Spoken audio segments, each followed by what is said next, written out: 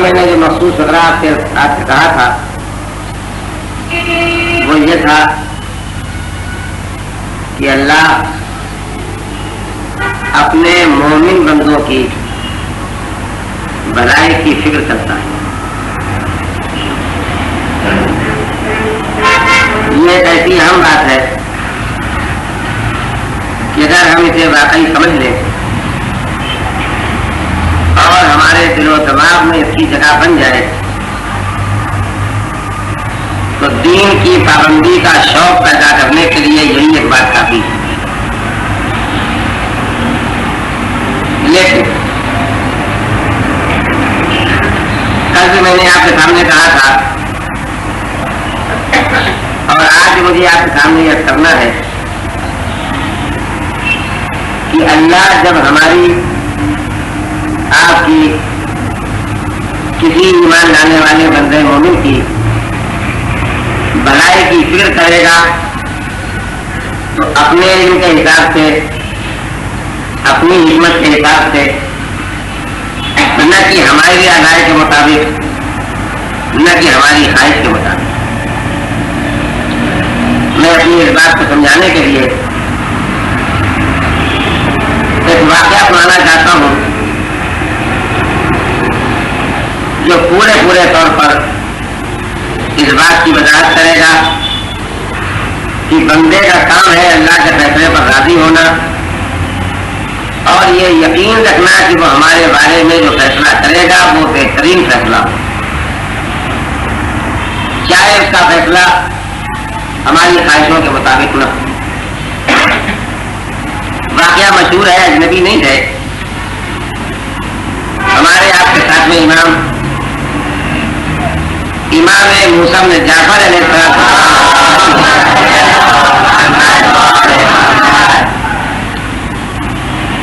ایک آدمی پیدا ہوا. اللہ کی محبت کے انداز سے سمجھنے کے لیے اس واقعے کو سنانا چاہتا ہوں. جو کافر تھا، نہ خدا کو مانتا تھا، نہ نبی کو مانتا تھا، نہ امام کو مانتا تھا، نہ دین کو مانتا تھا، نہ دین کی کسی بات کو مانتا تھا، مگر اس کے اندر خوبی یہ تھی اور کمال یہ تھا کہ جو آدمی بھی اس کے پاس جاتا تھا ہر جانے والے کے دل میں کیا بات ہوتی تھی وہ آدمی بتا دیتا اور صحیح بتاتا تھا، غلط نہیں بتاتا. جب لوگوں میں یہ بات مشہور ہوئی کہ خدا اور نبی اور ایمان کا نہ ماننے والا ہے، ملحد ہے، ناستک ہے، کافر ہے، مگر یہ لوگوں کے دلوں کا حال بتا دیتا ہے، تو اچھے مسلمانوں کا ایمان بگڑنے لگا. اور یہ بات کچھ قریب پر منحصر نہیں ہے. اگر آج بھی کوئی ایسا واقعہ پیش آ جائے تو ہم میں سے بہت سے اچھے لوگ بھی دین و ایمان چھوڑ کے ایسے کی طرف مڑ جائیں گے. تو جب مسلمانوں میں اسلام کے خلاف بددلی پیدا ہونے لگی تو حکومت کو اسلام کی ہمدردی میں نہیں بلکہ اپنی حکومت کی ہمدردی میں یہ خیال پیدا ہوا کہ لوگ اگر مسلمان نہیں رہیں گے تو ہماری حکومت کیسے باقی رہے گی. تو انہوں نے امام موسیٰ بن جعفر علیہ السلام کی خدمت کی.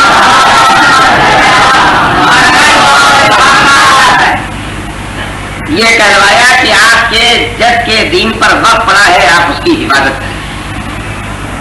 میں واقعہ بیان کروں گا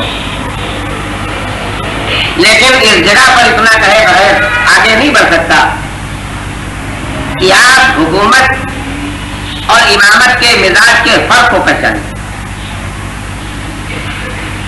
حکومت مسلمانوں پر اسلام کے نام پر حکومت کرنا چاہتی ہے اور جب دین پر وقت پڑتا ہے تو دین کی حفاظت نہیں کرتی ہے بلکہ امام کی خدمت میں یہ پیغام بھیجا جاتا ہے کہ آپ اپنے جد کے دین کی حفاظت کریں. اگر آپ نے حکومت کو پہچانا تو یہ حکومت آج پہلی مرتبہ امامت کے دروازے پر نہیں آئی ہے بلکہ جب آپ تاریخ پڑھیں گے تو ہر دور میں حکومت کو مجبور ہو کے امامت کے دروازے پر آنا پڑا ہے اور مدد مانگنا پڑی ہے. ساتویں امام نے جواب میں یہ نہیں کہا کہ جب قبضہ تم نے ہمارے یہاں پر کر لیا ہے، حکومت تم کر رہے ہو تو ہم اسلام کی مدد کیوں کریں، اسلام کی عبادت کیوں کریں. کیوں؟ اس لیے کہ چاہے میرے گھر پر قبضہ کسی کا ہو جائے لیکن گھر میرا ہے تو محبت میرے ہی دل میں ہوگی، قبضہ کرنے والے کے دل میں نہیں ہوگی. لہٰذا آپ نے کہا اچھا گھبراؤ نہیں، میں دین کی حفاظت کا انتظام کرتا ہوں. آپ اپنے کچھ ساتھیوں کو لے کر کے اس شخص سے ملنے کے لیے تشریف لے گئے اور پہلے آپ نے ساتھی سے کہا کہ جاؤ اس سے پوچھو یہ دل کا حال بتاتا ہے یا نہیں بتاتا. امام کو یہ بات معلوم کرنے کی ضرورت نہیں تھی بلکہ امام جس کارنامے کو پیش کرنے والے تھے اس سے پہلے مرتبہ پھر دنیا کے سامنے اس حقیقت کو پیش کر دینا چاہتے تھے کہ یہ واقعہ کوئی فرضی نہیں ہے، آدمی اس بات میں سچا ہے کہ وہ دلوں کا حال بتا دیتا ہے۔ امام کے صحابی گئے، اس سے جا کے دل کا حال پوچھا، اس نے دل کا حال بتایا، پھر انہوں نے کی خدمت میں گزارش کی کہ مولا افواہ نہیں ہے، خبر صحیح ہے، وہ دلوں کا حال بتا دیتا ہے۔ واقعے کی صورتحال کی تصدیق کے اعلان کے بعد امام تشریف لے گئے خود، اور آپ نے اس سے جا کے سوال کیا۔ میں آگے بڑھنے سے پہلے آپ کی توجہ اس بات کے لیے حاصل کرنا چاہوں گا کہ جب امام اس کے پاس گئے ہیں تو وہ یہی سمجھا ہوگا کہ یہ بھی کوئی آدمی آیا ہے جو اپنے دل کا حال ہم سے پوچھے، لیکن امام نے اس سے پوچھا کہ میں تم سے یہ پوچھنا چاہتا ہوں کہ تم نے کون سی ریاضت کی ہے، کون سی مشقت کی ہے، کون سی محنت کی ہے جس کی عوض میں اللہ نے تم کو یہ کمال دے دیا۔ اگر آپ متوجہ ہیں تو میں یہ کرنا چاہتا ہوں کہ یہ لوگوں کے دل کا حال بتایا کرتے تھے، ان کو پہلی مرتبہ اندازہ ہوا کہ ایک ایسی شخصیت بھی ان کے سامنے آئی جو ان کا حال پوچھ رہی۔ ذرا دیر اس نے سر جھکا کے سوچا اور اس کے بعد اس نے کہا میں نے زندگی میں کوئی ریاضت نہیں کی ہے، کوئی مشقت نہیں کی ہے، کوئی محنت نہیں کی ہے، البتہ ایک میری عادت ہے جس پر میں نے بڑی محنت کے ساتھ عادت ڈالی ہے اور اس پر بڑی محنت کے ساتھ میں قائم اور باقی ہوں۔ کیا بتاؤ وہ کیا ہے؟ توجہ چاہتا ہوں۔ اس نے کہا میری ریاضت یہ ہے، میری مشقت یہ ہے، میری محنت یہ ہے کہ میرے دل میں جو خواہش پیدا ہوتی ہے، جس کام کے کرنے کے لیے میرا دل کہتا ہے، میں اس دل کی خواہش کی مخالفت کرتا ہوں، وہ کام نہیں کرتا ہوں جو دل کہتا ہے، تو میں اپنے دل کی خواہشوں سے لڑتا رہتا ہوں۔ یہ میری عادت ہے، یہ میری ریاضت ہے، یہ میری مشقت ہے، یہ میری محنت ہے۔ امام مسکرائے اور مسکرانے کے بعد آپ نے فرمایا کہ تو نے وہ محنت کی ہے جو محنت نبی کیا کرتے ہیں، لہٰذا اللہ نے تجھے کمال بھی وہ دے دیا ہے جو نبیوں کو دیا کرتا ہے۔ بے حد توجہ چاہتا ہوں واقعے کے اگلے حصے کے سننے کے لیے کہ اس کے بعد امام نے کہا کہ اچھا ایک بات میں تم سے اور کہتا ہوں، کہا فرمائیے۔ کہا میں کہتا ہوں کہ تم مسلمان ہو جا۔ امام کے اس فرمانے کے بعد اس کے چہرے کی جو رنگت تھی وہ بدل گئی۔ امام نے کہا مسلمان ہونا یا نہ ہونا یہ تو تمہارے اختیار کی بات ہے، میں تمہیں مجبور کرنے نہیں آیا ہوں، لیکن میں تم سے ایک سوال ضرور کرنا چاہتا ہوں کہ یہ بتاؤ تمہارا دل مسلمان ہونے کے لیے ہاں کہہ رہا ہے یا نہیں کہہ رہا؟ دل تو یہی کہہ رہا ہے کہ مسلمان نہیں ہونا چاہیے۔ کہا پھر اب تک کی تمہاری عادت اور تمہاری ریاضت و مشقت کیا کہتی ہے؟ کہا وہ یہ کہتی ہے جو دل کہے اس کے خلاف کرنا چاہیے۔ کہا پھر اپنی ساری زندگی کے اصول پر عمل کرو۔ چنانچہ وہ خود اپنے اصول کے ہاتھوں مجبور ہو کر کے امام کے ہاتھ پر مسلمان ہو گیا۔ سلام بھیجے محمد محمد۔ تو میں آپ کی خدمت میں وہ جس مقصد کے لیے پیش کر رہا تھا واقعے کا وہ حصہ اب آپ کے سامنے آتا۔ امام کے ہاتھ پر مسلمان ہوا، مومن ہوا، تو امامی کے ساتھ چلایا، امام کے ساتھ رہا۔ کچھ دنوں سے گزرنے کے بعد ایک مرتبہ امام نے اس سے پوچھا، بلکہ اپنے ساتھی سے کہا کہ اب ذرا اس سے پوچھو کہ میرے دل میں کیا ہے، بتاتا ہے کہ نہیں بتاتا۔ جب امام کے صحابی نے اس سے پوچھا تو اس نے کہا کہ اب تو میں کچھ نہیں بتا سکتا۔ خیر یہ اس سے زیادہ خطرناک جگہ آ گئی۔ اگر ہم آپ ہوتے تو ہم کو اور شک پیدا ہو جاتا کہ کل کافر تھا تو دل کی بات بتاتا تھا، آج مسلمان ہو گیا تو اس سے بھی گیا۔ ہم شاید جلدی میں فیصلہ کر لیتے ایسے ایمان سے کیا فائدہ، ایسے اسلام سے کیا فائدہ۔ ایمان کے ہاتھ پر اسلام لایا ہے اور ایمان کے ساتھ ہے، اور پھر یہ حال ہے کہ جو کمال اس کے پاس کل موجود تھا وہ آج نہیں ہے۔ لیکن میں اپنی بہنوں سے، اپنی بیٹیوں سے، اپنے بھائیوں سے، اپنے بچوں سے بہترین توجہ حاصل کرتے ہوئے واقعے کے حصے کو سنانا چاہتا ہوں۔ جب امام نے اس کا جواب سن لیا کہ اب میں کچھ نہیں بتا سکتا ہوں، اب میرے پاس اندھیرا ہے، کوئی اجالا نہیں ہے جو میں بتا سکوں کہ دل میں کسی کا کیا خیال ہے۔ کہا سنو، کل تک تم وہ تھے جس سے خدا کو نفرت تھی، آج تم وہ ہو جس سے خدا کو محبت۔ کل تک تم مومن نہیں تھے، زیادہ خدا تمہاری بھلائی کی فکر میں نہیں تھا، آج تم مومن ہو، زیادہ خدا تمہاری بھلائی کی فکر میں ہے۔ اور اس کے بعد آپ نے کہا کہ یہ بتاؤ کہ تمہارے پاس کمال تھا کہ تم لوگوں کے دلوں کی بات بتا دیا کرتے تھے، آج اللہ نے اس دیے ہوئے کمال کو، اس دی ہوئی نعمت کو تم سے واپس لے لیا ہے، تو میں تم سے یہ پوچھنا چاہتا ہوں کہ اللہ نے جو نعمت واپس لے لی ہے اس پر تمہارا دل راضی ہے یا ناراض؟ اب آپ مومن کا جواب سنیں۔ جب اس نے یہ پوچھا، جب امام نے اس سے یہ پوچھا کہ تمہارا دل راضی ہے کہ ناراض، تو اس نے کہا نہیں، جب میں اللہ پر ایمان لے آیا اور اس نے دی ہوئی نعمت واپس لے لی ہے تو اس نے دی ہوئی نعمت کی واپسی میں میرے لیے کوئی بھلائی سمجھی ہوگی، میرے لیے کوئی خیر سمجھا ہوگا، لہذا اس نے یہ فیصلہ کیا ہے، تو جب میں مومن ہوں تو اس نعمت کی واپسی پر میں راضی ہوں۔ تو امام نے فرمایا کہ جب تم اس کی واپسی پر راضی ہو تو تم نے راضی ہو کہ گویا اپنے خدا پر اپنا ایک حق قائم کر لیا ہے، اور وہ اس نے حق اس لیے قائم کرایا ہے کہ اب تک وہ یہ چاہتا تھا کہ تم کو عذاب ملے، تم دوزخ میں جاؤ، لہٰذا جو تمہاری اچھائیاں تھیں ان کا ثواب یہیں چکا دینا چاہتا تھا تاکہ مرنے کے بعد آخرت میں تمہارے لیے عذابی عذاب رہ جائے۔ اب وہ تم سے محبت کرتا ہے، لہٰذا یہ چاہتا ہے کہ اب جتنے تم نے گناہ کیے ہیں ان سب سارے گناہوں کا کفارہ اسی دنیا میں ادا ہو جائے اور مرنے کے بعد تمہارے لیے ثوابی ثواب رہے، لہٰذا نعمت دیکھ اس نے واپس لی ہے تاکہ تم صبر کرو اور تمہارے اس صبر کو وہ کفارہ قرار دے، تمہارے گناہوں کا سلام بھیجے محمد۔ تو میں نے آپ کے سامنے اس واقعے کو اتنی تفصیل کے ساتھ اسی لیے پیش کیا ہے کہ جب کبھی بھی ذہنوں میں یہ خیال پیدا ہو کہ خدا کے بندہ سے محبت کرتا ہے تو آپ اس واقعے کو یاد کر لیں گے اور اس کے بعد تسلی ہو جائے گی کہ وہ ہماری بھلائی دیکھے گا۔ کیسے دیکھے گا؟ دین اور دنیا کو سامنے ایک ساتھ رکھ کے دیکھے گا، اور جس چیز میں ہماری دین اور دنیا کی بھلائی ہوگی وہ فیصلہ ہمارے لیے کرے گا۔ اور بندے مومن کا کام کیا ہے؟ بندے مومن کا کام ہے اللہ کے فیصلے پر راضی رہنا۔ وہ جو اللہ کے فیصلے پر راضی نہ رہے وہ مومن نہیں ہے، وہ اپنے ایمان کو کھو دے گا۔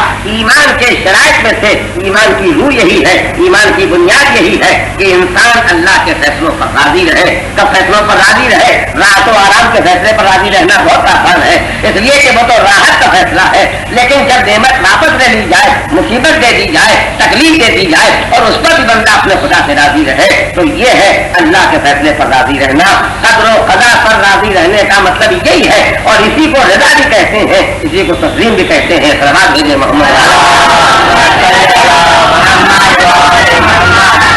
اور یہی پر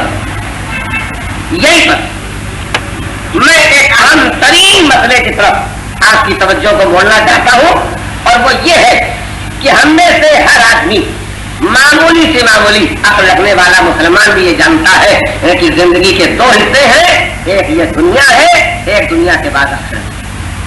جو آخرت کو نہیں مانتا ہے وہ مسلمان نہیں ہے، اور جو مسلمان نہیں ہے اس سے مومن ہونے کا تو سوال ہی نہیں پیدا ہو۔ اسلام کے بعد ایمان کا درجہ ہے، اگر کوئی اسلامی تک نہیں پہنچا ہے تو ایمان کی منزل تک کیسے پہنچے گا؟ تو میں چاہوں گا کہ آپ اس پر غور فرمائیں کہ ہم مسلمان ہو کے یہ پکا یقین رکھتے ہیں کہ زندگی کے دو حصے ہیں، ایک اس دنیا میں ہم بسر کر رہے ہیں، ایک مرنے کے بعد ہم کو آخرت میں بسر کرنا ہوگا۔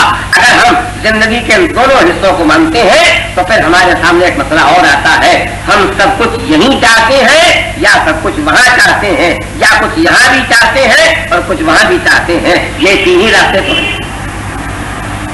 یہ مسائل سمجھنے کے قابل ہے۔ اگر ہم نے ان مسائل کے سمجھنے میں ذرا کمی کی، ذرا کوتاہی کی، تو زندگی میں جب کبھی مشکل مسائل سامنے آئیں گے تو ہمارے دل میں شبہات پیدا ہو جائیں گے، شکوک پیدا ہو جائیں گے، اور شک اور شبہات کبھی بڑھتے ہیں اور حل نہیں ہوتے ہیں تو وہ ایمان کو کمزور اور ضعیف کر دیتے ہیں۔ لہٰذا میں آپ کی زیادہ توجہ چاہوں گا اس مسئلے کے سمجھنے اور سمجھانے کے لیے کہ جب زندگی کے دو حصے ہیں، ایک دنیا ہے اور ایک آخرت ہے، تو وہ تو بہت بڑا ہمت والا آدمی چاہیے جو یہ فیصلہ کرے ہمیں دنیا میں کچھ نہیں چاہیے، سب آخرت ہی آخرت میں چاہیے۔ ایسا تو ہمارے سماج میں، ہمارے خاندانوں میں ایسا کوئی آدمی مل ہی نہیں سکتا ہے، لیکن ہمارا فیصلہ یہی ہوگا کہ یہاں بھی چاہیے اور وہاں بھی چاہیے۔ بس میں آپ کے سامنے آگے بڑھنے سے پہلے پھر مرتبہ دہرانا چاہتا ہوں کہ وہ انسان انتہائی بدنصیب ہوگا جو اپنی بدنصیبی کی بنا پر یہ طے کرے کہ وہاں ملے یا نہ ملے، جو کچھ ملنا ہے یہی ملے۔ کیوں؟ اس لیے کہ جو یہاں مل جائے گا وہ بہرحال چھوٹ جائے گا، جو یہاں ملے گا وہ بہرحال ایک دن ختم ہو جائے گا۔ जो यहाँ मिलेगा वो एक बहरहाल कमतर होगा, और जो वहां मिलेगा वो बेहतर होगा, वो पायदार होगा, वो बाकी रहने वाला होगा। ये पानी है, वो बाकी है। अगर आपने मेरे इन जुमलों पर गौर फरमाया है तो हर बंदे मोमिन की ये दुआ होना चाहिए कि पालने वाले हमने जो नेकियां की है, मैं तवज्जो चाहता हूँ, जुमला जो कहना चाहता हूँ, हर बंदे मोमिन की ये दुआ होना चाहिए कि हमने पालने वाले जो ईमान कबूल किया है, जो नेकियां की हैं, जो इबादतें की हैं, खुदा न करे कि ऐसा हो कि उसके सवाब में जो कुछ मिलने वाला है वो इसी दुनिया में मिल जाए। नहीं, अगर इसी दुनिया में मिल गया तो उससे बड़ी कोई बदनसीबी नहीं होगी। पक्का मोमिन वही होगा, सच्चा मोमिन वही होगा, ईमान को समझ के दुआ मांगने वाला वही होगा कि यहाँ मिले उतना मिले जितना यहाँ के लिए जरूरत है, और बकिया जितना मिलना है वो सब वहां मिले जहाँ हमेशा हमेशा रहना है। अगर आपने इस बात को महसूस कर लिया है तो मैं आपके सामने ये कहूंगा कि आप कुरान मजीद पढ़ेंगे तो उसमें खुदा का ऐलान मौजूद है। जो लोग सब कुछ दुनिया में चाहते हैं हम उनको सब कुछ दुनिया ही में दे देते हैं, जिनकी तमन्ना ये होती है सब आखिरत में चाहते हैं उनको हम सब आखिरती में दे देते हैं, और जो दुनिया में भी चाहते हैं, जो आखिरत में भी चाहते हैं उनको दुनिया में भी दे देते हैं और आखिरत में भी दे देते हैं। सलावत भेजिए मोहम्मद। नहीं, इस जगह पर दो मसले उनको बड़ी एहतियात के साथ समझने की जरूरत है। अच्छे अच्छे इंसान वहां पर गुजर जाया करते हैं। कब इससे कि मैं उन मसाइल का तस्करा आपके सामने करूं, एक बड़ी बुनियादी बात की तरफ तवज्जो देना चाहता हूं। आप ये बताएं कि मुसलमान होने के बाद हम क्या अकीदा रखते हैं, क्या अकीदा रखते हैं। हम जो इस दुनिया में नेकियां या बुराइयां करते हैं उनकी जजा या सजा इस दुनिया में मिलने वाली है या नहीं मिलने वाली। मैंने जानबूझ के एक लफ्ज इस्तेमाल किया है, उसे मैं दोहराऊंगा। मुसलमान हो, मोमिन हो, काफिर हो, मुल्हिद हो, अच्छा हो, बुरा हो, नेकियां की हो या बुराइयां की हो, हमको अपने इस अकीदे को समझना है कि हर इंसान ने जिंदगी में जो कुछ अच्छे या बुरे काम किए हैं उनकी जजा और सजा इस दुनिया में मिलने वाली है या नहीं मिलने वाली है। ये बात मैं आपके सामने इसलिए पेश करना चाहता हूँ कि हमारे समाज में बहुत बड़ी गलतफहमी फैली हुई है कि इस दुनिया में जजा भी मिल जाती है, इस दुनिया में सजा भी मिल जाती है। मैं आपकी खिदमत में करना चाहूँ, हमारे सामने एक आदमी आता है जिसकी हम जिंदगी देखते हैं, गरीब था, गुमनाम था, उसकी कोई इज्जत नहीं थी। आज उसके पास दौलत भी है, आज उसके पास इज्जत भी है, आज उसके पास शोहरत भी है, आज उसके पास हुकूमत भी है, आज लोग उसके सामने झुकते भी हैं। एक लोग हमने देखा कि कल कुछ रखा दुनिया के एतबार से, आज बहुत कुछ है दुनिया के एतबार से। फिर हमने दूसरे लोग से देखा कल भी बेनमाजी था, आज भी बेनमाजी है, कल तो कभी कभी याद जाया करता था मस्जिद में, अब तो मस्जिद में झांकता भी नहीं है, कल तो कभी कभी फाके से बचने के लिए रोजा रख भी लिया करता था, अब तो कभी रोजा रखता भी नहीं है, बल्कि उसकी कुछ आदतें और खराब हो गई है और बिगड़ रही है। तो हम किरदार देखते हैं, कैरेक्टर देखते हैं तो कैरेक्टर बुरा ही दिखाई देता है, जालिम दिखाई देता है, झूठा दिखाई देता है, जालिया दिखाई देता है, फरेबी दिखाई देता है, जुल्म करने वाला दिखाई देता है। तो हम जब दो आए दो रुख देखते हैं, एक कल उसकी दुनिया की कमी देखते हैं, आज उसके बाद दुनिया ज्यादा देखते हैं, उसका कैरेक्टर कल से ज्यादा खराब देखते हैं। तो हमारे समाज में, हमारी सोसाइटी में जो लग बोला जाता है, मैं अपनी बहनों और बेटियों को खासतौर से मुतवज्जे करके कहना चाहता हूँ कि हम में से अक्सर आदमी कहते हैं है तो बहुत बुरा आदमी, है तो बहुत बुरा आदमी, लेकिन अल्लाह जाने इसकी कौन सी नेकी खुदा को पसंद आ गई है जो खुदा इसे दिए चला जा रहा है। हमारी जबान है या नहीं? और जबान पर वही आता है जो दिलो दिमाग में होता है, जो आदमी के ख्यालात होते हैं वही जबान पर आया करते हैं। तो इसके खुले बेमानी ये है कि हम ये सोच रहे हैं कि इसकी कोई नेकी है जिसकी ये जगह मिली। अब इसके बाद तस्वीर का दूसरा रुख सुनिए।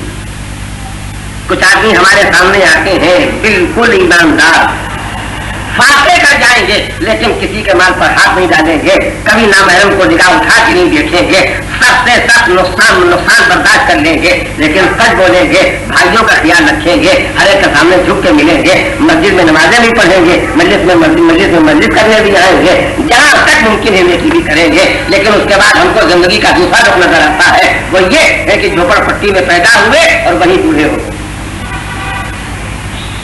नस्लें भी वही जवान हो गई और वही उनकी शादी ब्याह हो गई, लेकिन वो झोपड़पट्टी से बाहर नहीं आ सके, बल्कि जितना उन्होंने दुनिया के दबाव से आगे आने की कोशिश की उतनी उनकी कोशिशें नाकामयाब होती गई और वो दुनिया में जहाँ पर थे वहीं पर रहे। माली एतबार से, इज्जत के एतबार से, हुकूमत के एतबार से, दौलत के एतबार से, शोहरत के एतबार से तरक्की नहीं कर सके। तो हमारे समाज में जो गुफ्तगू होती है, जरा मैं चाहूंगा तो उसको भी आप पूरी तवज्जो के साथ सुने। लोग कहते हैं आदमी बड़ा मोमिन है, आदमी बड़ा नेक है, इसके अंदर बड़ी खूबियां हैं, लेकिन पता नहीं इसका कौन सा काम खुदा को नापसंद हो गया है कि यह सोने को भी छूता है तो मिट्टी हो जाता है। आप पहचानिए हमारे समाज में गुफ्तगू होती है या नहीं? और इस गुफ्तगू का मतलब यही है, इस गुफ्तगू का मतलब यही है कि हमने ये समझ रखा है कि इस दुनिया में जिस आदमी के पास दुनिया दिखाई दे वो किसी उसके अमल खैर की सजा है, और किसी आदमी के पास कोई मुसीबत दिखाई दे तो उसके गुनाह की सजा है। लेकिन अगर यहाँ तक हमारा समाज गलतफहमी का शिकार है तो मैं सबसे पहले वो बात याद दिलाना चाहूंगा जो बच्चे को भी याद है। हम नमाज पढ़ते हैं, नमाज पढ़ने में सूरह हम पढ़ते हैं, सूरह हम में एक आयत करीमा है जो हमें से हर आदमी पढ़ता है। अल्लाह अपने को पहचानता है क्या? अल्हम्दुलिल्लाह रब्बिल आलमीन, सारी तारीफें हैं उस अल्लाह के लिए जो सारे आलमों का पालने वाला है। अर्रहमान रहीम, सारी तारीफें उस अल्लाह के लिए जो मेहरबान है दुनिया में भी और रहीम है आखिरत में भी। और उसके बाद तीसरा फकरा अल्लाह अपनी शान में बताता है कि वो मालिकी यौमिद्दीन, वो हिसाब के दिन का मालिक है। अगर हम ये आयत रोज पढ़ते हैं तो मैं अपने समझदार मजमे से एक बात पूछना चाहता हूँ।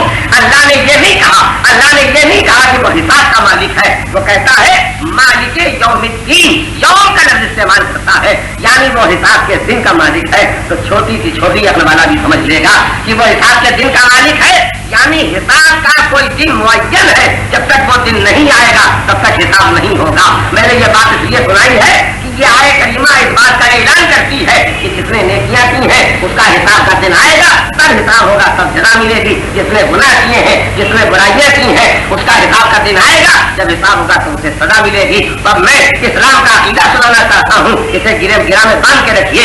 इस दुनिया में न नेकियों की जज़ा मिलती है, न इस दुनिया में बुराइयों की सजा मिलती है। हिसाब का दिन मुअय्यन है। हिसाब का दिन मैदान महशर में आएगा जब सारे इंसान अपने नामे अमल को लेकर अल्लाह की बारगाह में हाजिर होंगे। जब तक वो दिन आता नहीं है तब तक हिसाब होता नहीं है, और जब तक हिसाब होता नहीं है तब तक न नेकियों की जज़ा मिलने वाली है, न बुराइयों की सजा मिलने वाली है। और अगर अब भी किसी आदमी को मेरी बात में शुबा है, मेरी बात के समझने में दिक्कत महसूस हो रही है, तो मैं दो लफ्ज़ इस्तेमाल करना चाहता हूँ, तवज्जो कीजिएगा।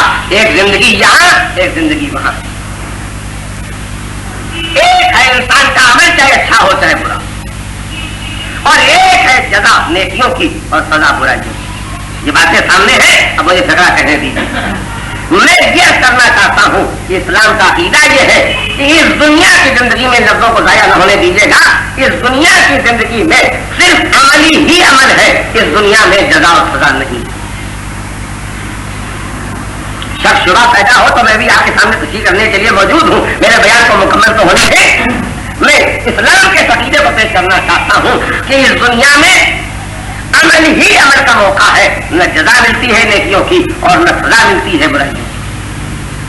और आखिरत में सिर्फ जज़ा ही जज़ा है, सजा ही सजा है, वहां अमल की कोई गुंजाइश नहीं है। तो मैंने दो लफ्ज़ें कही हैं, इस दुनिया में जज़ा और सजा नहीं है, सिर्फ अमल है, और वहां जज़ा और सजा है, और सिर्फ जज़ा और सजा है, अमल की जगह नहीं है। मामूली बच्चा भी मेरी बात का सवाल का जवाब दे सकता है। उनमें से कोई आदमी वो खुदा पर नाराज था, बेनमाजी है, और वो खुदा की बारगाह में पहुंचा, फैसला हुआ तुमको इतनी सजा दी जाती है इसलिए कि तुमने नमाज नहीं पढ़ी है। तो उसने कहा खाने वाले हम 55 साल जिंदा रहे हैं, 15 साल में बालिग हुए थे, तो 40 साल के हमारे सामने नमाज़े क़ज़ा है, रोजाना 17 रकअत नमाज थी, हमको थोड़ा वक्त दे दे, जितनी नमाज़े क़ज़ा है हम सब पढ़े देते।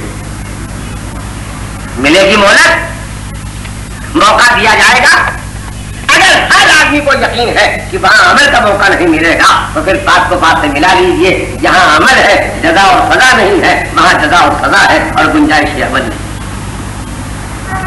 और अगर अब भी शक की कोई गुंजाइश किसी जहन में बाकी रह जाए तो मैं आखिरी लफ्ज़ कहना चाहता हूँ, अगर इस दुनिया में नेकियों की जगह मिलती होती, अगर इस दुनिया में नेकियों की जगह मिलती होती तो अंबिया कत्ल नहीं होते, जिला वतन नहीं होते, वो आए से कीड़े नहीं जाते, उनको खौफ की जिंदगी बसर नहीं करना पड़ती। अगर इस दुनिया में नेकियों की जगह मिलती होती तो पैगंबर को पत्थर नहीं खाना पड़ते, फातिमा को चक्की नहीं पीसना पड़ती, अली को घुट घुट के जीना नहीं पड़ता। अगर इस दुनिया में नेकियों की जगह मिलती होती तो वाकई करबला में हुसैन पर जितनी मुसीबतें पड़ी हैं इनमें से कोई एक मुसीबत नहीं पड़ी पड़ती। और अगर दुनिया में बुराइयों की सजा मिल गई होती तो वाकई करबला के बाद मजीद 2 साल तक हुकूमत बाकी न रहती यजीद की, उसके पास दौलत न रह जाती, फिरौन के पास हुकूमत नहीं आती, नमरूद के पास हुकूमत नहीं आती। वो बदतरीन इंसानों के पास इस दुनिया की राहतों का रहना और बेहतरीन इंसानों का इस दुनिया में मुसीबत सजा रहना बताता है ये अमल की जगह है, जजा और सजा की जगह नहीं है। वो जजा और सजा की जगह है, अमल की जगह नहीं है। एक सलवात भेजिए मोहम्मद नहीं मिले। अलबत्ता कभी कभी अल्लाह किसी नेकी की जगह का नमूना दिखा देता है जो वहां मिले, किसी गुनाह की सजा का नमूना दिखा देता है जो वहां मिले। यजीद कैसे मरा है, यजीद कैसे मरा है? यजीद ऐसे मरा है कि शिकार के लिए गया था और साथियों से अलग हो गया और उसके बाद पूरे मैदान में घोड़ा दौड़ाते दौड़ाते थक गया और आखिर में वो प्यासा मरा है। तो मैं आपसे पूछना चाहता हूँ, क्या उसने जो करबला में जुल्म किए थे और वाकई करबला के बाद जो उसने मदीने वालों को जुल्म किए हैं और मदीने के बाद उसने खाने काबा की भी हुर्मती क्या है की है, क्या उसके प्यासे मर जाने से जो सजा उसको मिलना चाहिए वो पूरी हो गई है? हम में से हर आदमी कहेगा कि नहीं, इतनी तकलीफ से तो उसकी सजा नहीं पूरी हो सकती है। तो ये प्यासा मरना उसकी सजा नहीं है बल्कि जो सजा मिलने वाली है उसका नमूना दिखाया जा रहा है। तो बस अगर आप मेरे लफ्ज़ को याद रख सके तो मैं गुजारिश करना चाहूंगा, यहाँ अमल है, जजा और सजा नहीं है, लेकिन अमल के अच्छे अमल के अच्छे असरात और बुरे अमल के बुरे असरात पैदा होते हैं। असरात अमल यहाँ है, जजा और सजा वहाँ है। और इसको मैं अपने बच्चों को एक मिसाल में हमेशा समझाया करता हूँ कि जब एजेंट माल लेकर के आते हैं तो वो माल लेके नहीं आते हैं, सिंपल लेकर के आते हैं। सिंपल को देख के खरीदने वाला ऑर्डर बुक करता है, सप्लाई कंपनी करती है, सिंपल दे करके ऑर्डर दिया जाता है। तो इसी तरह से याद रखिएगा, असल जजा और सजा वहाँ मिलने वाली है, उसके नमूने यहाँ सामने आ जाते हैं। एक सलावत भेजिए बात में जरूर तूल हो गया है, लेकिन मुझे मसले को समझा के मुकम्मल करना है, इसलिए मैं आपकी खिदमत में अब अपनी बात को फिर दोहराना चाहता हूँ कि जो कुछ मिलने वाला है जजा में वो वही मिलेगा, जो सजा में मिलने वाला है वो वही मिलेगा। इस दुनिया में थोड़े थोड़े असरात पैदा होते हैं ताकि कभी कभी की सजा को देख के लोगों का दिल जल जाए और वो डर उनको हिदायत के रास्ते पर ले आए, और कभी कभी किसकी नेमतें देख करके आदमी के दिलों में शौक पैदा हो जाए और वो शौक उनको मजहब के करीब ले आए। और उसके बाद जो असल पूरी तकरीर में समझने की जगह है वो मैं आपके सामने अब पेश कर रहा हूँ। कभी तय न कीजिएगा, कभी तय न कीजिएगा कि जो अच्छी हालत में है ये अच्छी हालत में खुदा की तरफ से सामान्य सजा मिल रहा है या सामान्य नेमत मिल रहा है। और कभी तय कीजिएगा कि जो बुरी हालत में है इसके लिए ये नेमत है या इसके लिए ये एक नमूना है जो सजा का दिखाई दे रहा है। क्यों? मैं आपकी खिदमत में इन्हीं वाकयात के सारे बात कहना चाहता हूँ। यजीद जिस दिन पैदा हुआ था उस दिन भी तो मर सकता था, खुदा कादिर था या नहीं? एक मिसाल को आप सुन लें, बात को समझाने में देर नहीं। अल्लाह के लिए बिल्कुल मुमकिन था जिस दिन यजीद पैदा हुआ था उस दिन मलकुल मौत को भेज देता, वो मर जाता जैसा, लेकिन अल्लाह ने उसके बजाय उसको उम्र दी थी। दुनिया की ज़बान में सुनिए, खुदा अभी यजीद को दे रहा है, क्या दे दी? जिंदगी। यह भी मुमकिन था, यह भी मुमकिन था कि ऐसे झगड़े खानदान के अंदर पैदा हो जाते कि यजीद का बाप मरता और यजीद को हुकूमत नहीं मिलती, लेकिन हालात ऐसे पैदा हुए कि बाप ने सारा जोर लगा के सियासत का, दौलत का, ताकत का किसी न किसी तरीके से यजीद तक हुकूमत पहुंचा दी। दुनिया ने क्या समझा? वोट भी दे दी खुदा ने और हुकूमत भी दी।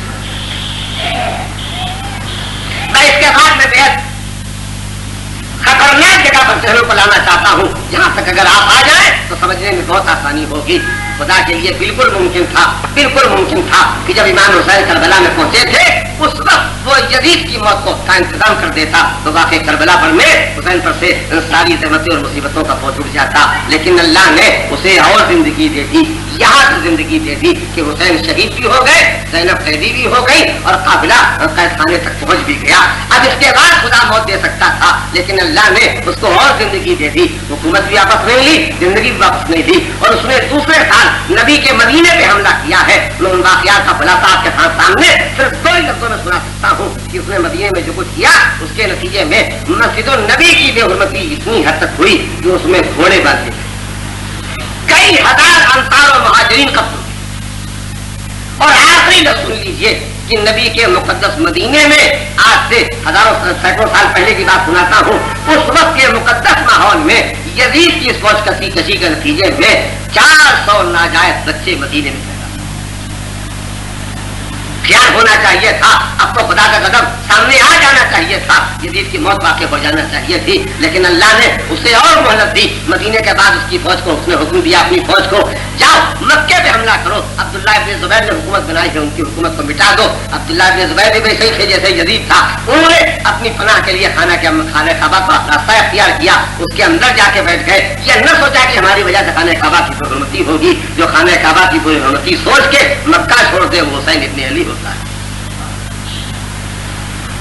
जिन्होंने तस्वीरें देखी हैं वो पहचान सकते हैं, जिन्होंने हज किया वो भी जान सकते हैं कि खाने काबा है बहुत नीचे और ऊपर चारों तरफ पहाड़ियां जो है बहुत ऊंची हैं। तो यजीद की फौज ने जगह जगह ऊंची पहाड़ियों पर अपनी फौज को बिठा करके और वहां से मिंजनीर से पत्थर और आग को फेंकना शुरू किया कि खाने काबा टूटा भी, दीवारें गिरी भी और पर्दा चल उठा। और अब यजीद की मौत वाक़ई हुई। तो मैं आपसे पूछना चाहता हूँ कि खुदावंद आलम इसको जो जिंदगी दे रहा था, क्या यह जिंदगी दे रहा था, यह हुकूमत दे रहा था, क्या हुकूमत दे रहा था? नहीं, ये जिंदगी नहीं दे रहा था, ये हुकूमत नहीं दे रहा था। खुदा यजीद का दुश्मन था, ज्यादा उसे ऐसे सामान दे रहा था कि वो उसके जरिए से और ज्यादा जुल्म करता जाए ताकि उसको सख्तरीन अज़ाब में खुदा आलम डाल सके। अब आप पहचानिए, दुनिया यही कहे कि यजीद को नेमतें मिल रही हैं, ये नेमतें नहीं मिल रही थी, ये सामाने अज़ाब मिल रहा था, सामाने अज़ाब मिल रहा था। सलावत भेजे मोहम्मद।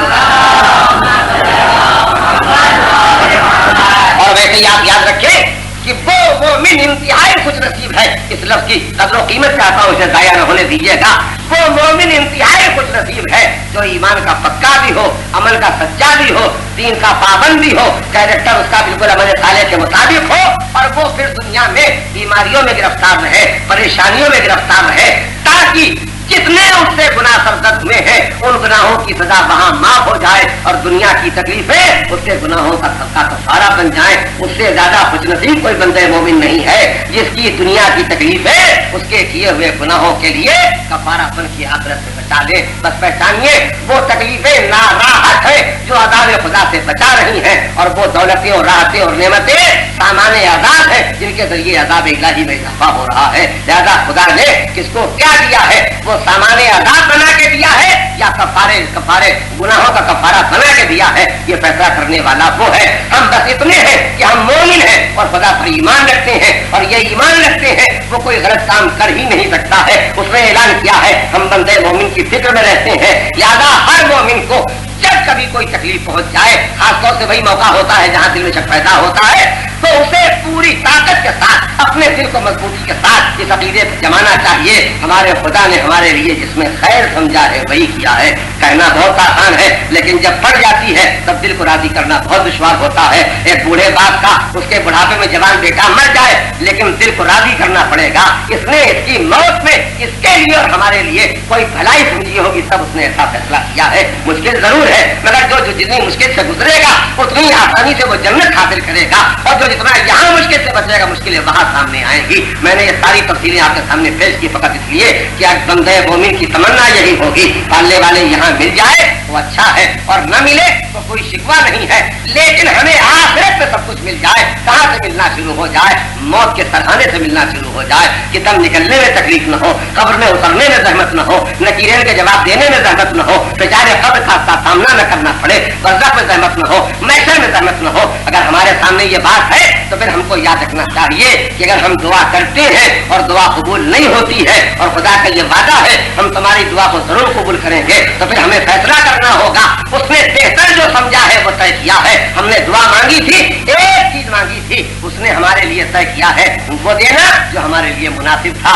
यहाँ अगर नहीं मिला है तो वहाँ मिलेगा। पहचानिए पहचानिए, मैं यहाँ से मुल्क से बाहर जाने लगा, एयरपोर्ट पर मुझे खाली 20 डॉलर दे दिए गए, लेकिन जब मैं आगे उतरा वहाँ मेरा कोई दोस्त नहीं है, कोई ठहराने पर तैयार नहीं है। तो आप बताइए मेरे पास कितनी परेशानी का सामान होगा।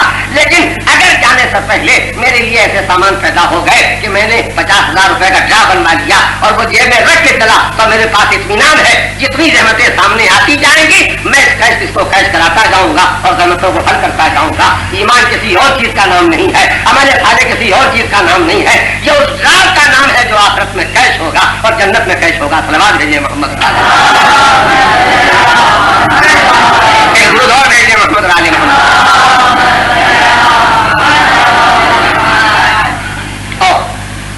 इसके बाद मैं आपसे बात रखता हूं कि अभी मेरे पेश बहुत सी वो नेमतें थी जो परवरदिगार आलम ने अपने मोमिन बंदों के लिए मखसूस रखी है और महफूज रखी हैं, लेकिन उनके तस्करे का वक्त नहीं है। फिर इंशाल्लाह हमारी आपकी कहीं मुलाकात होगी तो उन तस्करों को मैं पेश करूंगा। लेकिन मेरे सामने मेरे किसी बच्चे का भेजा हुआ एक सवाल है, मैं उसे हल करना चाहता हूँ। और जब कोई सवाल मेरे सामने आता है तो मुझे बेइंतहा मसरत होती है। वो इस्लाम से अलग रविश है जहाँ पूछने वाले को झिड़क दिया जाए, जहाँ पूछने वाले को डांट दिया जाए, इसलिए कि अगर सवालात नहीं होंगे तो जवाबात कैसे मिलेंगे, और जवाबात नहीं मिलेंगे तो मालूमात में इजाफा कैसे होगा, ईमान में इजाफा कैसे होगा। मैं आपकी खिदमत में ये बात इसलिए सुनाना चाहता हूँ कि लेकिन पूछने वाले ने लिख के पूछा और अच्छा किया कि मुझे सबके सामने बयान करने का मौका मिल गया।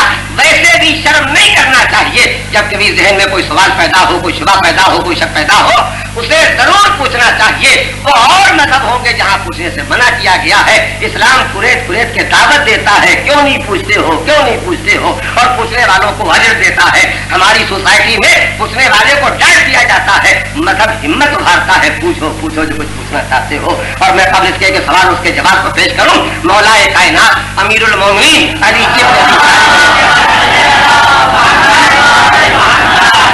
की जिंदगी के सिर्फ वाक़े को सुनाऊंगा, सवाल और जवाब को सुनाने का मौका नहीं है।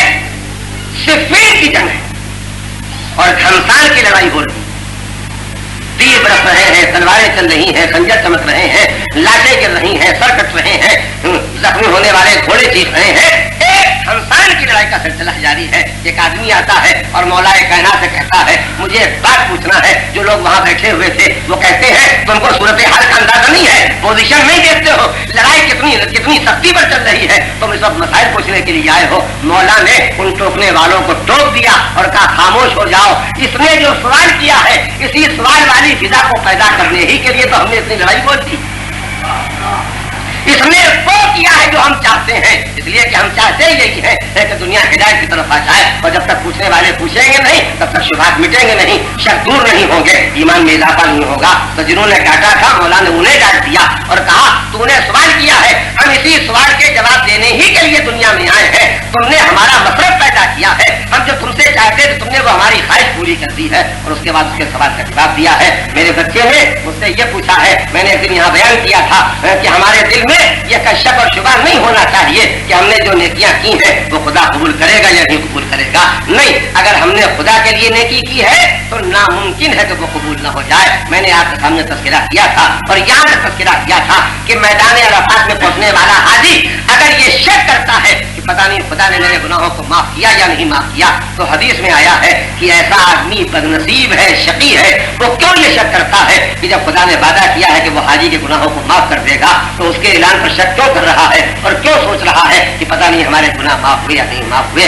तो पूछने वाले ने पूछा कि हमें किताबों में यह हाल मिलता है कि हमारे आइम्मे मासूमीन अलैहिस्सलाम हज करने के लिए जाते हैं। सलवात भेजिए मोहम्मद। और एहराम बांधने के बाद जब एहराम बांधने का जुल है लब्बैक कहना, अल्लाहुम्मा लब्बैक अल्लाहुम्मा लब्बैक, तलबिया इसे कहते हैं इस्लाम। तो आइम्मे मासूमीन की जिंदगी में ये वाकयात मिलते हैं कि आप एहराम बांधने के बाद तलबिया कहने के बजाय चुप हो जाते हैं और खामोशी 2-4 मिनट की नहीं होती है बल्कि घंटों की हो जाती है। और कभी कभी किसी इमाम की जिंदगी में ऐसे वाकयात भी पेश आए हैं कि आप खामोश रहे यहाँ तक कि आपको गश आ गया और फिर आप बेदार हुए और उसके बहुत देर के बाद आपने लब्बैक कहा। लोगों ने पूछा मौला इतनी देर क्यों लगाई? तो आपने फरमाया कि जब मैं लब्बैक कहना चाहता था, जब मैं लब्बैक कहना चाहता था तो मेरे दिल में यह ख्याल पैदा हो जाता था, अगर खुदा कहे कि नहीं हम तुम्हारी लब्बैक पर लब्बैक नहीं कहते हैं तो हमारा हजर क्या होगा। ये सोच के मैं इतनी देर रुका रहा। तो उस बच्चे ने पूछा और बिल्कुल ठीक पूछा, उसे पूछना ही चाहिए था कि जब इमाम ऐसा सोच रहे हैं तो हम कैसे ऐसा सोच सकते हैं कि जो हमारे आमाल खैर है, जो हमने खुलूस के साथ नेकियां की हैं, वो खुदा की बारगाह में जरूर कबूल हो जाएंगी। मैं जवाब करने में सबसे पहली बात करना चाहता हूँ, एक सलावत भेजे मोहम्मद राजा।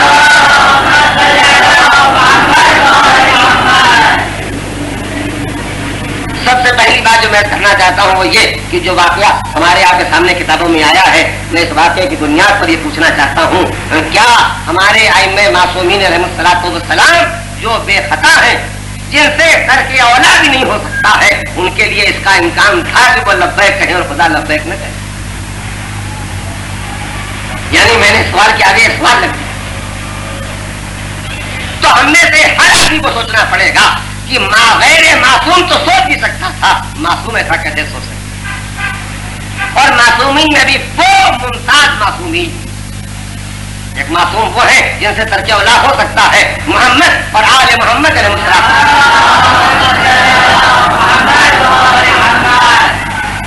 उन मासूमीन के दर्जे पर फायद है जिनसे तरके औला भी नहीं हो सकता है। तो जो इंतहाई मुकर्रब है, जिनके लिए कुरान मजीद और हदीस में और तफसीर में यहाँ तक के तस्करे मिलते हैं कि वो उनके दिल में कोई ख्वाहिश पैदा ही नहीं होती है जब तक वो चीज अल्लाह की मशीयत में हो। जो खुदा की मर्जी होती है वही उनके दिल की ख्वाहिश होती है, जो उनके दिल की ख्वाहिश होती है वही अल्लाह की मर्जी होती है। तो मैं ऐसे हालात की जान लेने के बाद पूछना चाहता हूँ कि क्या हम सोच सकते हैं कि वो लब्बैक कहते और खुदा लब्बैक न कहता?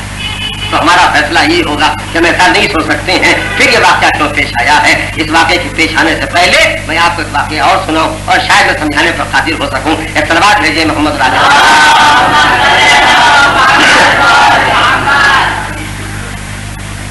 मौलाए कायनात अपने सहाबी से मिलने के लिए पूछी, वो बीमार थे, उनकी आदत और जाने के बाद आपने पूछा कि तुम्हारे भाई कहाँ? तो कहा मौला मेरे भाई का हाल तो ये है कि उन्होंने कपड़े उतार दिए हैं, टाट के कपड़े पहन लिए, घर बार बीवी बच्चे सबको छोड़ दिया, हर दिन रोजा रखते हैं, रातों रात खड़े होकर इबादत करते हैं, दुनिया से वो अलग हो गए हैं। तो उन्हें बुलाओ, उन्हें बुलाओ। वो साहबी ने अपने भाई को बुलवाया और वो आए, और आने के बाद आपने कहा कि तुमने जो रास्ता इख्तियार किया है ज़ुहद का, ये गलत है। ऐसा ज़ुहद इस्लाम में जायज नहीं है कि तुम घर छोड़ दो, बाल बच्चों को छोड़ दो, बीवी को छोड़ दो, सारी दुनिया से अलग हो जाओ, ताकि कपड़े पहन दो, दिन भर रोजा रखो और रात भर इबादत खुदा करते रहो।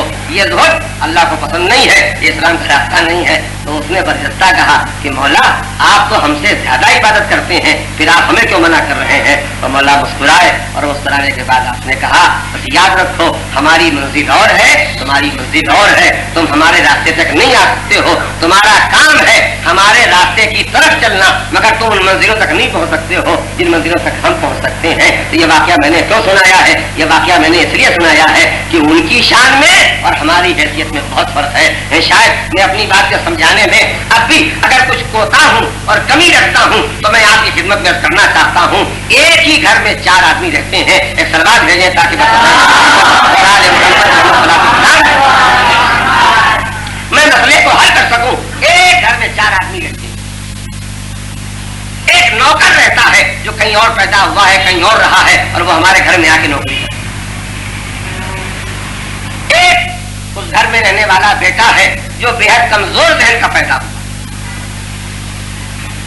और एक दूसरा बेटा है जो बेहद ज़हीन भी है, तालीम याफ्ता भी है। अब आप बताइए कि माँ बाप उसी घर में रहते हैं, वो एक ही काम कहते हैं, एक ही काम कहते हैं, लेकिन एक काम के कहने के बाद नौकर के बारे में उनका ख्याल दूसरा होता है, कमजोर दिमाग वाले के ख्याल में उनका ख्याल दूसरा होता है, कमजोर जहन वाले के बारे में उनका ख्याल दूसरा होता है, और जो ज़हीन होता है उसके बारे में उनका ख्याल दूसरा होता है। मैं मिसाल दे दूं ताकि बच्चों की बात समझ में आ जाए। बाप ने कहा पानी اور کس وقت کہا؟ اس وقت کہا جب آفتاب ڈوب رہا تھا، اندھیرا پھیل چکا تھا، نماز مغرب کا وقت آ رہا تھا،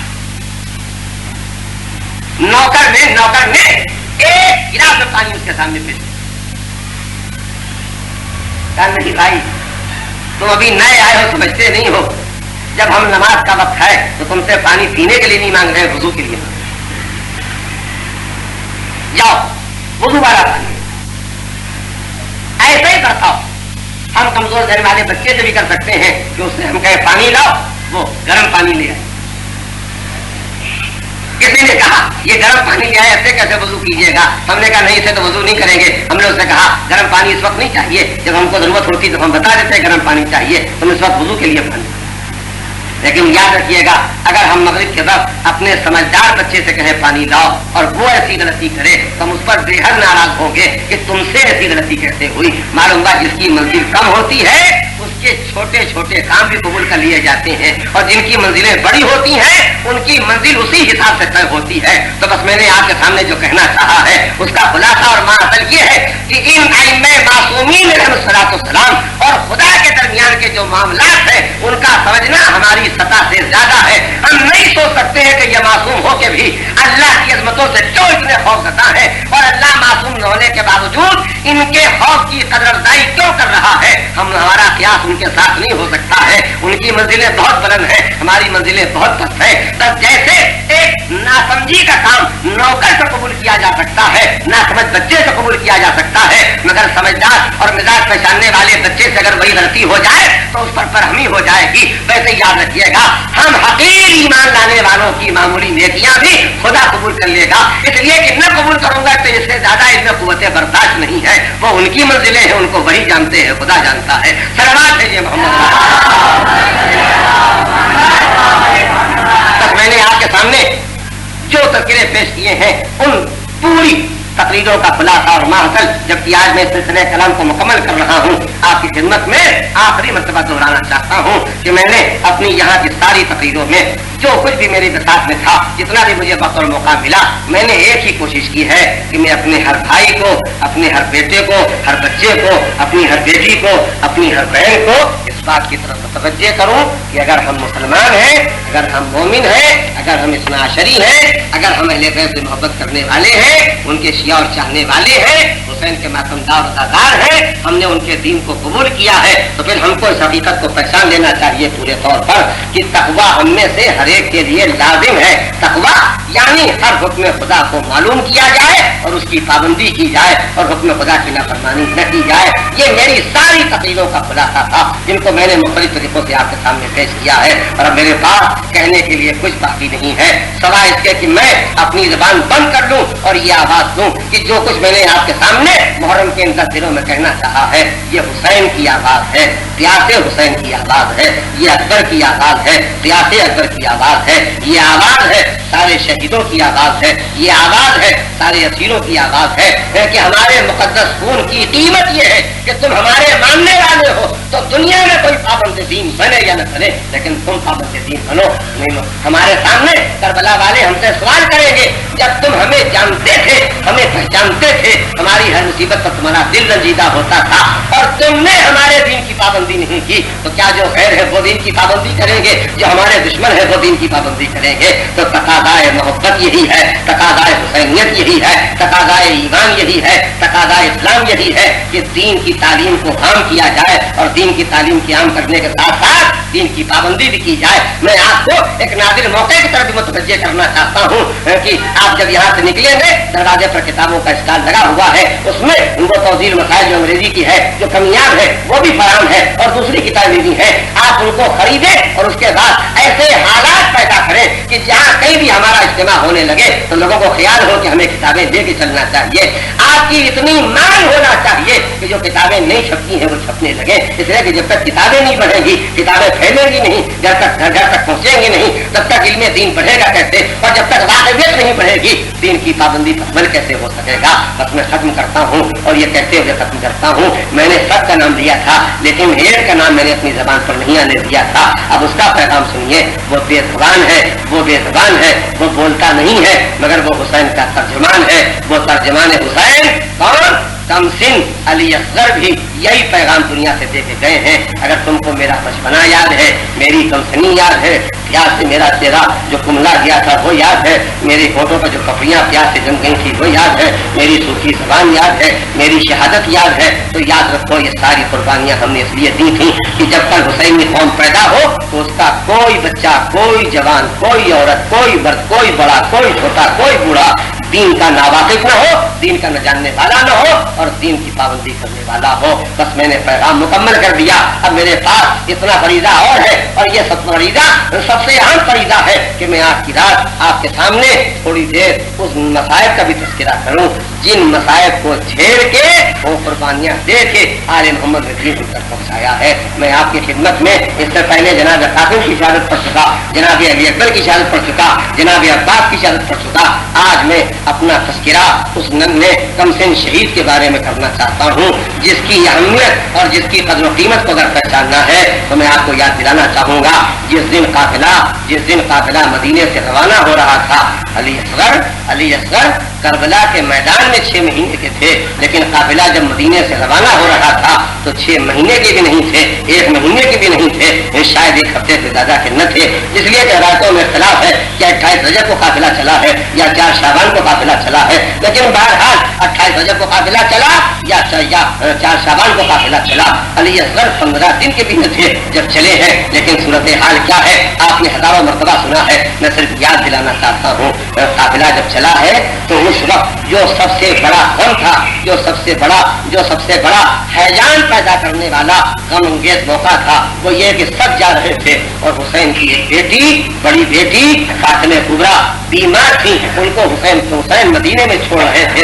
हुसैन के लिए छोड़ना भी मुश्किल था और फातिमा का मदीने में रुकना भी मुश्किल था। वाक़यात बताते हैं, आपने सुना है काफिला रुखसत हो लिया। कैसे रुखसत हो लिया उसकी तफसील नहीं सुना सकता हूँ, बस इतना सुनाऊंगा। काफिले के रवाना हो जाने के बाद फातिमा ने एक मरतबा घर देखा, वो हुजरा खाली देखा जिसमें चचा अब्बास थे, वो हुजरा खाली देखा जिसमें अकबर थे, वो हुजरा खाली देखा जिसमें रवाब थी, वो हुजरा खाली देखा जिसमें हुसैन थे। जब घर के सारे हिस्से खाली देखे, वीरानी देखी, सन्नाटा देखा, दिल काबू से बाहर होने लगा। बीमार थी मगर घर से बाहर निकल आई, एक लकड़ी का असा का सहारा लिए हुए आई और आने के बाद जाते हुए काफिले को आवाज दिलवाई और आवाज दी, जाने वालों रुक जाओ, इतनी देर और रुक जाओ कि ये जाने वाली हुसैन की बेटी एक मरतबा तुमसे और मिल ले, एक मरतबा तुम्हें और रुखसत कर ले। काफिला रुक गया, फातिमा आई, सबसे रुखसत हुई और सबसे रुखसत होते होते आखिर में अपने जन्मदिन के भाई अली असगर से रुखसत हुई। और जब अली असगर से रुखसत हुई तो अम्मा के करीब आके कहा, माँ थोड़ी देर के लिए मेरे भाई को मेरी गोद में दे दो। बहन ने अपने छोटे से नन्हे भाई को अपने सीने से लगाया, अपने कलेजे से लगाया। छोटे से दिल ने अपनी बहन के सीने में धड़कने वाले दिल की धड़कन को सुना। पता नहीं दिलों की धड़कनों ने एक दूसरे से क्या कह दिया कि असगर बहन के सीने से चिमट गए। थोड़ी देर हो गई तो रबाब ने लेना चाहा, असगर ने मुंह नहीं मोड़ा। हुसैन के काफिले की तरफ नहीं रवाना हुए बल्कि बहन से और लिपट गए। जनाब उम्मे कुलसूम ने कोशिश की, जनाब ज़ैनब ने कोशिश की। जब काफिला देर तक नहीं बढ़ा, इमाम तक इत्तला पहुंची, इमाम तशरीफ लाए, कदर कीमत पहचानिए शहीद की।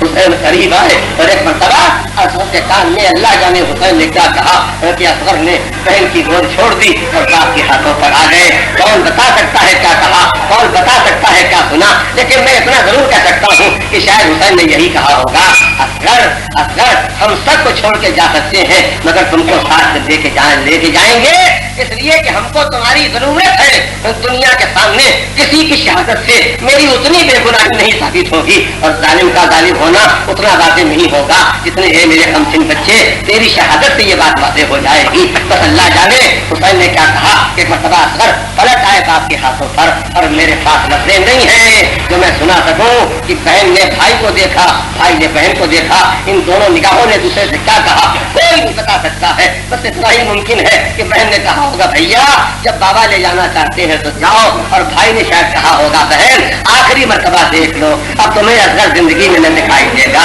अब तुम्हें मैं न दिखाई दूंगा। निगाहों ने दूसरे को रुखसत किया, काफिला रवाना हो गया और अब मैं सारी तफसीलात को छोड़ के उस मंजिल पर अपने बयान को ले आना चाहता हूँ कि हुसैन एक बुलंदी पर खड़े हैं। अबाबा से उन्होंने अबा का दामन अपने गोद पर से हटाया है। दुनिया समझ रही थी शायद कुरान लेके आए हैं, लेकिन हाथों पे जब उठाया तो एक छोटा सा बच्चा है, आंखें बंद है, चेहरा कुमलाया हुआ है। मैंने कहा ये असगर है, ये मेरा बच्चा है, इसकी माँ का दूध खुश्क हो गया है, खेमों में 3 दिन से पानी नहीं है, मैं तुमसे अपने लिए पानी नहीं मांगता, ताकि ये कौसर का फर्जंद होने के बावजूद मेरा बच्चा प्यासा है, मैं तुमसे इस बच्चे के लिए पानी मांगता हूँ। और ये भी नहीं कहता हूँ तुम मुझे पानी दे दो, बल्कि तुम